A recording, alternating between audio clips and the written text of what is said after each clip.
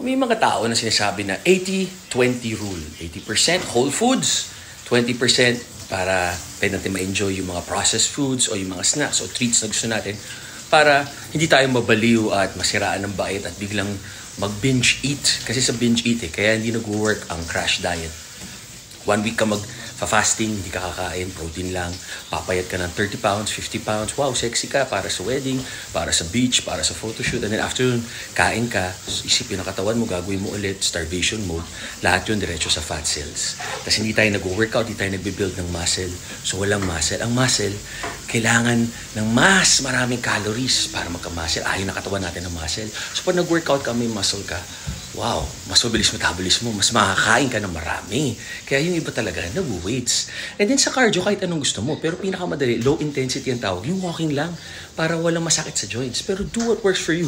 Tama kayo, mali ako, I'm not your doctor.